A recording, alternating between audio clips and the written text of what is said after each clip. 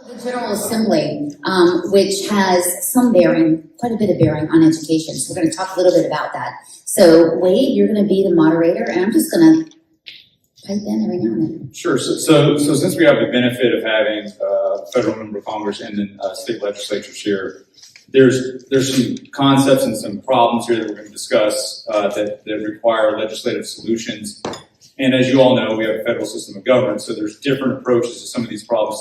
Some of these are going to be, in some ways, a heavier focus at the federal level, and in some ways there's going to be almost exclusively at the state level. So I'm going to start kind of talking through, and I'll start off with federal, and then we'll break it down into the more granular. And generally speaking, the state's going to have more power to address a lot of these problems.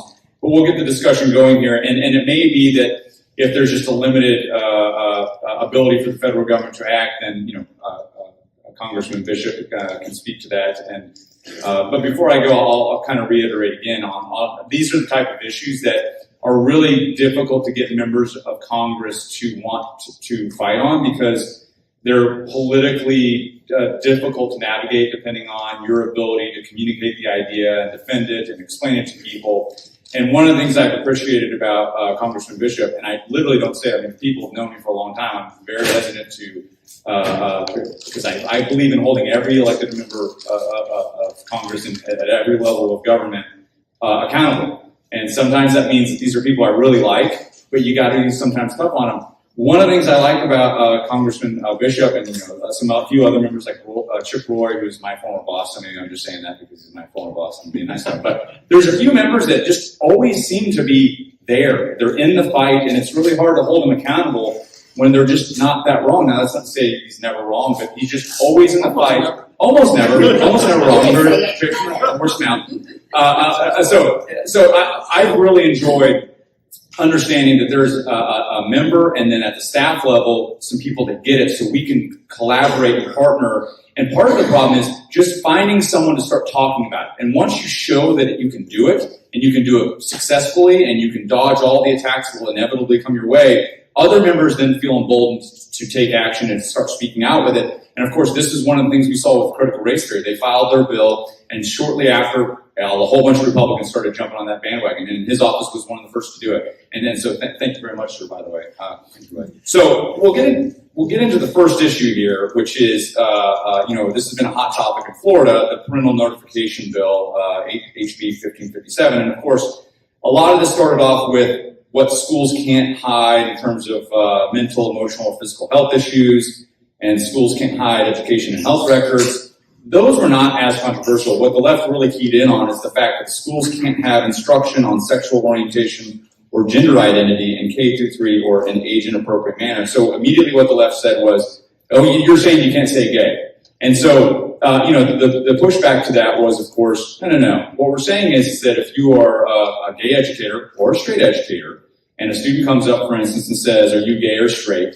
You can answer that question. But what you can't then do if they say, well, what does that mean? What does gay mean? The response is you need to go ask your parents. And so teachers saw this as because of everything we've learned this morning, as an inability of, to basically advance their agenda. So turning it over to you, and I'll kind of let you talk through this, one, your thoughts on the issue, and then two, is there a federal response on this? There's certainly a state response. We've seen it, but is there a federal response? Thank you, Wade, and I'm delighted to have a chance to be here to see all you guys. And Sloan, I want to thank you for what you've done here. And you all have been going at this for a few hours. I want to take a minute before I answer your question to say, first of all, thank you for your kind words, Wade. But I want to sort of give an overall picture. It's my pleasure to sit here with the guys who have legislative experience. These guys are experienced legislators. I'm a newcomer. I was privileged to serve briefly with John in the State House, John Torbett, and he's been trying to deal with the unwieldy public education system in the House for a number of years and doing great stuff and carrying on a really difficult task. Ralph Hise, I served with in the Senate. These guys have already done tremendous things. Ralph in the Senate has what is absolutely true. He has the heaviest portfolio of any senator, meaning he is called on by the Senate to to handle more complex tasks than any other member of the body.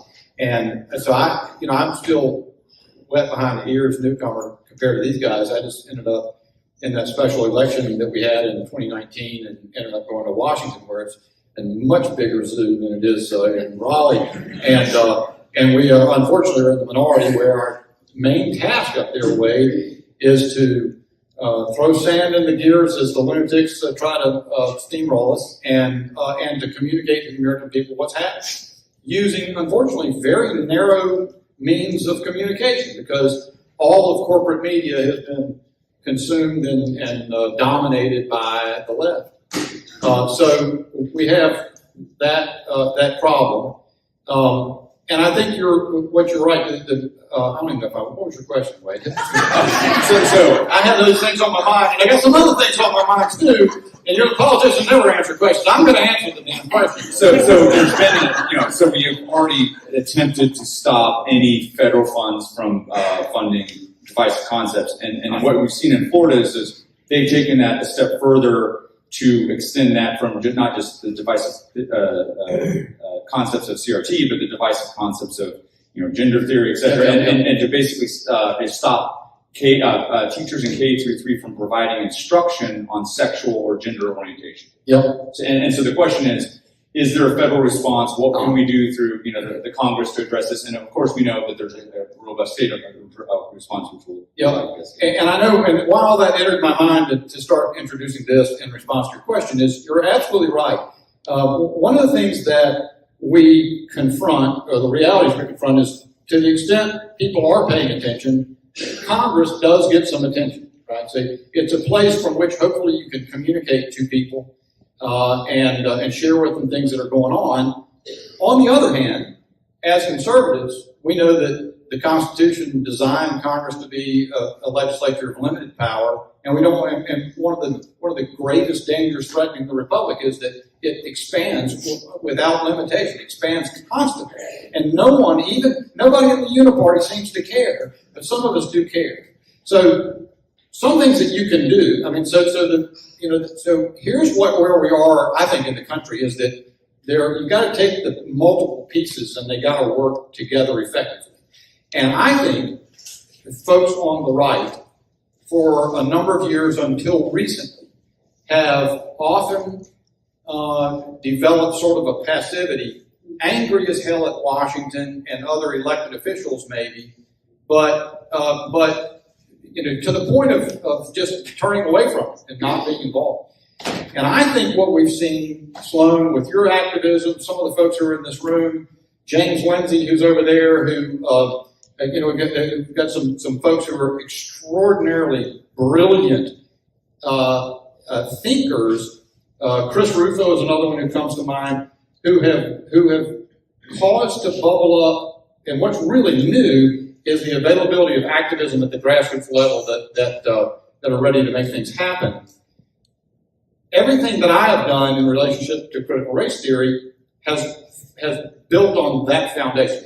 And frankly, I think the first thing we all need to recognize is that not one of us is terribly important individually. And, you talked about stepping into this area. There was that Frank Luntz was running around Washington saying to Republicans, every Republican should stay 1,000 miles away from this critical race theory thing. And so I said, that's probably the thing to do, is to go get into it. So we did.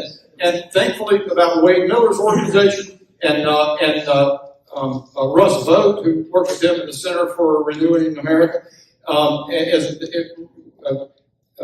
they had been there as Russ had been OMB director to Donald Trump when Donald Trump came out with that brilliant executive order saying we're going to cut out this critical race theory crap out of federal agencies. Well, once the Trump administration was out of office, the proposal that we started working on and in fact introduced as the Stop CRT Act was we could do that. We could say, just as a matter of federal Congress's control over the federal bureaucracy, we're not going to allow critical race theory to be imposed on people, to be used through official sources, and that was the main part of the bill. But we also went one step further, and frankly, have some hesitancy about it. You'll understand why. We said, we're also going to say no federal funds are going to be expended on critical race theory, that kind of crap, around the country.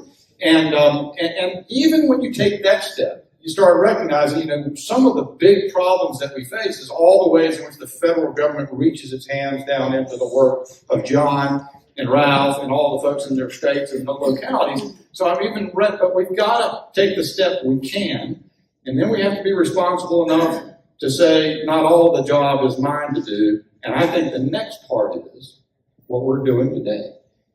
Thanks to great activists, moms and dads showing up. What has impelled the work we're doing in Washington? We have somebody from the FBI in front of us, or Chris Wray, or the Attorney General, Merrick Garland, and we can tear him a new one. And over the fact that they're using the counterterrorism division of the FBI to target and tag and scrutinize parents who are showing up at school board meetings, we have a robust fight that we can wage there, because moms and dads have shown up in school boards all across North Carolina, all across the country.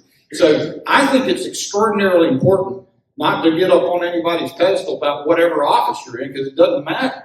You guys are the ones who are important. You guys are the ones who are important, theorizing, James, and helping us understand what we're up against. In fact, the latest thing, James, is actually the productivity of geniuses like James Lindsay is something you guys have to, if you don't follow him, and I bet you all do, but you need to if you don't. New Discourses is his website, and he also has a mean Twitter game that's really almost as good as Wade's. Actually, I don't know who's, but James, we saw each other at a conference down in Florida not too long ago, and we were talking. James said, the next thing you guys should do, you should do like a resolution in Congress that calls out critical race theory for what it is. That it is the acquaintance to Marxism, cultural Marxism, is utterly plain, and that could be reduced to a resolution. You should offer that. So that's a fantastic idea. Could you help me get there? So before the weekend was out, I got a draft of it from James. It's a fantastic document. We've still been, as we drink from the fire hose about things we got to do in Washington, we've been working that through my legislative team, and we're going to introduce that. But that's what I mean. It is a seamlessly connected thing if we're going to be effective. And I think that's what conservative grassroots are coming to understand, have come to understand. And the pioneers among you, Sloan, others here who have stepped out in a big way to make those things happen, we all owe you a debt of gratitude. And I'm grateful, and as long as I'm doing this or whatever else I'm going to do, I want to make common cause with the Ralph Hises of the world, John Torbett, and with the Wade Millers and intellectual strongholds like James Lindsay, but every one of you. This is a social activity we must engage in together. The country's survival, that's what I've become convicted of. We've lost control of virtually every institution in the country. They've been co-opted and corrupted against the interests of ordinary Americans.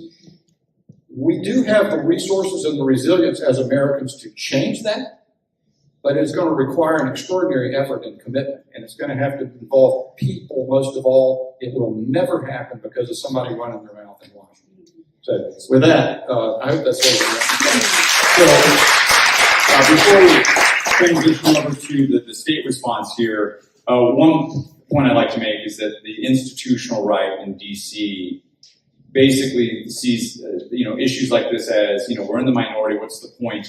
And they forget that one of the biggest powers of a congressional seat is that it's a communications platform. So it is really hard to get booked onto Fox News to talk about an issue if you're a state rep. It's really hard, and you've really got to break through, and there's got to be some sort of news cycle. It's a lot easier if you're a member of Congress, especially if you're a member of Congress who's rabble-rousing and actually in the fight. And so a lot of the GOP that has the ability to go out there isn't, and they're just sitting on their hands. And so they're leaving this on the communication side. They're leaving a lot on the table, and they're basically leaving the states to fend for themselves, while the institutional left was all over the place on these issues. They will go on the attack mode. And so that's one thing to think through when you're thinking about your elected reps, whether it's Congressman Bishop or someone else, is are they using the communications platforms to their maximum benefit to help the states in their fight against the federal overreach. In this case, the answer is yes. Congressman Bishop does that quite a bit, but all too often that's not the case. So turning it over to you, Sloan, for the state response. Well, I think one of the greatest spokesmen that we have here, and I'm very grateful to our Lieutenant Governor, Mark Robinson. We have Brian Lebecki here, who's the Chief of Staff, and I'm just theorizing. Sometimes when you say truth, it must scare the hell out of you guys, right? When your leader is speaking the truth, because lately the truth about this stuff, like the transgender movement, that it's evil. It takes a leader like Mark Robinson and others to say that, but the rest of us, even me, because I'll say it. I'll say it. I'm cool. But when I hear Mark, I'm like, so it must be, difficult for all of us to have one man who's speaking this, etc., and then the legislation, which I guess you don't have control over, doesn't catch up. How can you explain that lag between setting these cultural fires, right, and then coming back behind it and legislating? Do you lobby the General Assembly for some of your initiatives? Yeah, and again, Brian Lebecki from the Lieutenant Governor's office, and just briefly, would have been great if he was here, and we just had a conflict, so you're stuck with me, and I know that's. We can be meaner to you. We can be mean to you. That's right. You can be meaner to me. But no, and to answer your question, it is. We do work with the General Assembly a lot. In fact, with these two gentlemen right here, more often than not, and it's part of the challenge with the legislation. And I don't know how much of this you may have already talked about today, but part of the problem with legislating is that you've got some of these things that are kind of embedded, like in our First Amendment jurisprudence, where you're telling teachers what they can teach and what they can't teach, right? Is what we always get as that pushback. And crafting legislation, some of these things that have been going around the country in other states, and we've looked at all of them, some of them are frankly just unconstitutionally vague because they're not specific enough, and they just say, don't teach divisive concepts. Well, first, if I'm a teacher, how do I know what that means? If I'm a parent, how do I know what it means? So these guys that are actually trying to get in the weeds and craft this in such a way that it can be understood and followed, but also enforced, is really the challenge. It can't be too specific. It can't be too vague. And it is a challenge. And I'm glad they're doing it. Yeah, exactly. And so, another thing, Senator Hise, you came up with a bill specifically, pardon me, I don't know the number, but it was in 2019, and you had the foresight to understand that social emotional learning would be a thing. And in that bill, it was stipulated that parents would have to have the transparency before the concept was taught. And I believe you also included the risk surveys. The risk surveys, by the way, are a combination of CDC and DPI putting out these biannual surveys that will go to specific schools, etc. Well, this year, we were able to mess up their study and their sample by telling the parents ahead of time what was on those surveys. And we got there by teachers. Teachers are 30% of our coalition. Teachers are in this fight, and I want you to know that. But the point is this, is that you had the vision to do that. What happened to that bill, and who do we need to mess up? Well, I was always ready to go to war. Woman after my own heart. Let me first say, in a lot of concepts, Raleigh's about as messed up as it can get. I learned this 12 years ago when I first ran for office, and they couldn't understand what marriage was. That's was coming in. People in North Carolina understood. But just when I thought it wouldn't get any crazier, then they couldn't figure out who went in which bathroom. This was coming in. ACC basketball even left the state over that concept. Now they don't even know what a woman is. This was coming in. So, giving a lot of credence to that environment that's in state government is a little difficult for me. But all this begins at a concept. When I see a scriptural directive that says to raise up a child in the way it should go, that's my directive, not government. grades that's coming in. That is not directed to government. That is directed to me as a parent. I have two 14-year-old sons, both in public schools in Mitchell County.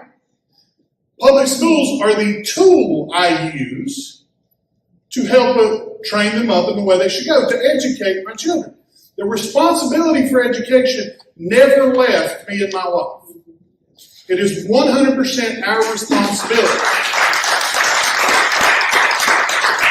There's this misconception, I think, both on the federal and the state level of having a right to a free and basic education somehow made that government's responsibility. I think the president even said as much recently this week, that they were their children. No, my children. And so everything that's going on in the public schools is me instructing my children because they're the tools. So there is no mask or veil that is allowed in that process.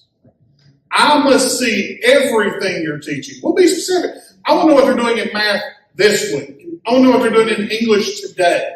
I want to know what they're doing in U.S. history. Let's not even get to the other things, sex ed and those type of things. I mean, that's really the basis of the legislation I put out there. You don't get to take my children for a couple hours and put them behind a mask and hide what you're teaching them or hide what they're dealing with. Now, you may have some disciplinary allowances in your classroom, but disciplining my children is also my responsibility. And I've told all teachers, you have a problem in the classroom, here's my phone number. You do whatever you need to, but I'm going to take care of that problem. That's what's coming in. And so that's quite literally the environment I grew up in a rural public school. But it's so much of that is collapsing, and we just surrendered. And we said, oh, well, government's job is to teach them math. I had a third grade teacher several years ago tell me not to teach my children multiplication tables because it would make them to where they couldn't do the math under Common Core for the arrays of multiplication. I got to interject. Of course, Ralph graduated from the North Carolina School of Science and Mathematics, and he is a mathematician. So for a teacher to tell you about a teacher how to multiply numbers is quite something. And we can have that argument of like, when they're doing derivatives, we're not going to be adding 7 together 7 times. I'm sorry, you'll never get through that equation in this lifetime if you don't just look at it and say those kind of things. But that same kind of thing back and forth. So my kids recently dealing with sex ed. Obviously, we had the opt out, so I opted out. So they literally put my kids in a vacant room by themselves for an hour and a half, where they weren't allowed to talk or do anything else. Functionally, the exact equivalent of in-school suspension for the day, because it's my job to teach them about sexual education and make sure that they understand. And that, the faith and others I have are a part of that. But the school somehow thinks that it's their job, and they've got to have the right credentials, and they've got to have the right people to come in and talk about all these type of things. It just missed the basic concept. And so just what we've said in that legislation and others is quite simply, if you're going to teach it, I need to see it. And what I believe is much further than that. It's not just in these specific areas, it's everything. I want to see your lessons plans in English. I want to see your lesson plans in math. It's my job to make sure that you know that. And if you're not doing it, I've got to find something else or do it myself. Until we get that basic understanding and we really break this bondage that says it's the state's job to educate my children, and that my job is just to get them off to the door and pick them up at the end of the day. That's what's coming in. Until we break that mentality, that's why schools have this stronghold. It's because too many families and too many parents believe that we just got to meet the truancy laws. We got to get them there and not miss too many days and pick them up before there's so many days. But the point of that legislation and others, that is a mind change for education in the environment that we're currently in. And so, we're also in this environment with the governor and everything else, what's going to become law. Legislators like that bill that they start day one and they say, in 14 days, this can be signed into state law by the governor. Or if he's not going to sign it, we can override it. In the environment we're in right now, there's not many of those bills out there. The bill that says, Carolina's official color is Carolina blue, might not make it through that process to the House and the Senate and through the governor and then back to the legislature. So, there's a lot of questions about expending energy on things that aren't ultimately going to get there. And then with the court system, they can ignore the law. The courts will use the fact that there's an educational right in the Constitution to make any decision they want supersede state law. Oh yes, you passed a law to do this, but the right to education is in the Constitution, therefore we're throwing out your law and putting it in. And then we have this, I know I'm rambling on, but then we have this system, nobody knows who's in control of education, because we got the State Board of Education, the Superintendent's Office, the courts won't decide, so they just swing the pendulum back to whichever one the Democrats have more influence on. That's who's coming in, so if you elect the state superintendent, now the board's got all the power. If you got a governor in and you got a Democrat superintendent, we'll shift it back the other way. And if they're not, we'll just make them fight with each other to the point that they have no concept or no direction between them. But I think I answered everything. You raised a lot more questions, though. I'll tell you that. Good stuff. Okay, so for the purposes of saving a little bit of time, so you brought up a really important